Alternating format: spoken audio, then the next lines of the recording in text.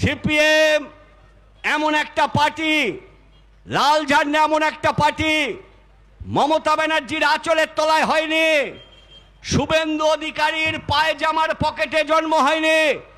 লাল ঝান্ডা জন্ম হয়েছিল হানাখালির লড়াই করে, লাল ঝান্ডা জন্ম হয়েছিল হেদির বেড়ি দখল করে, লাল ঝান্ডা জন্ম হয়েছিল সস্তেনগাছির জমি লড়াই করে, লাল ঝান্ডা ভেরি মজদুরের লড়াই হয়েছে, লাল ঝান্ডা খাদ্য আন্দোলন করেছে, জ্যোতিবাবুর মতো ব্যারিস্টার চা বাগানের শ্রমিকদের সঙ্গে থেকে লড়াই করেছে লাল ঝান্ডা, জেল খেটেছে। ইন্দিরা গান্ধীর বিরুদ্ধে জ্যোতির্ময় বোস লড়াই করে জেলে গেছে, চোখে চোখ রেখে কথা বলেছে। লাল ঝান্ডা কোনোদিন ধর্মের নামে রাজনীতি করেনি। লাল ঝান্ডার সময় জ্যোতি বসু ছিলেন, বাবরি মসজিদ ভেঙেছিল, পশ্চিমবাংলায় কোনো দাঙ্গা হয়নি।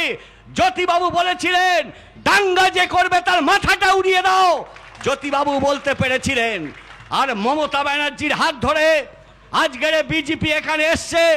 মমতা ব্যানার্জি সর্বনাশ করেছে হিন্দুদের, মমতা ব্যানার্জি সর্বনাশ করেছে মুসলমানদের, মমতা ব্যানার্জি আজকে তোলাবাজদের হাতে রাজ্যটাকে তুলে দিয়ে গেছেন। চাকরি নেই, কিচ্ছু নেই, তোলাবাজি তৈরি করে দিয়ে গেছেন। এই পরিস্থিতিতে মমতা ব্যানার্জি হটে গেছে।